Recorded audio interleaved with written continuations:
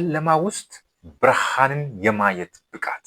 በእነዚህ ሁሉ ጨለማዎች ውስጥ ግን የሆነ ስኬት እንዳለ ማየት የሚችል ሰው እሱ ታላቅ ተስፋ አለው።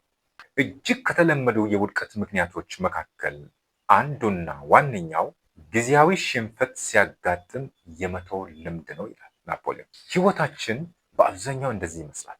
ይህን እንጀምራለን፣ እንተዋለን፣ ያንን እንጀምራለን፣ አሁንም እንተዋለን። የሆነ ተግዳሮት ፌስ ያደርገን።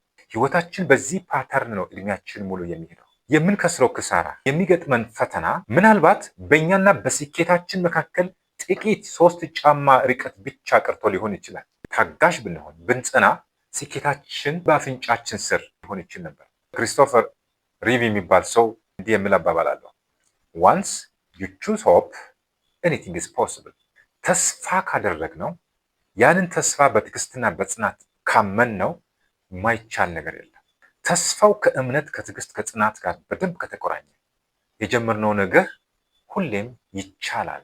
ሌላው ደስመንድ ቱቱ የሚባል ሌላ ትልቅ ሰው እንዲህ የሚል ሌላ አባባል አለ።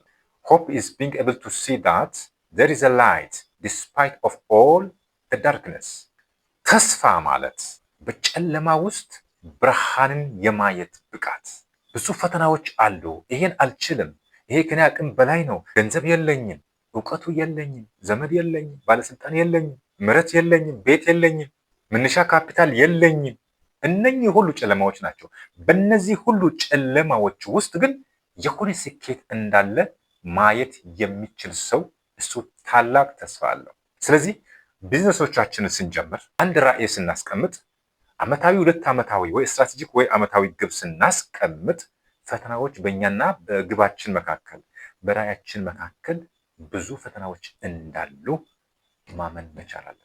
እነኚህ ፈተናዎችን ግን ፈጣሪ በሰጠን ጸጋ አእምሯችን ተጠቅመን ስጋችንና መንፈሳችን በመጠቀም እንዴት መሻገር እንዳለብን ስልቶችን እየቀየስን በትዕግስትና በጽናት ወደፊት ፔኔትሬት ማድረግ አለብን።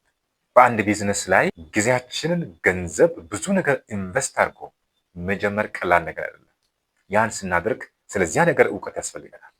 ተጨማሪ ደግሞ ቅድም እንዳልነው ጽናት፣ ትዕግስት ያስፈልገናል። እነኛን የላይፍ ስኪል ጉዳዮችን በመጠቀም ገንዘብ በማድረግ የጀመርነውን ቢዝነስ ወይም የምንጀምረው ቢዝነስ ሳክሲድ ማድረግ እንችላለን። ከኔ ጋር ስለነበራችሁ እጅግ አመሰግናችኋለሁ።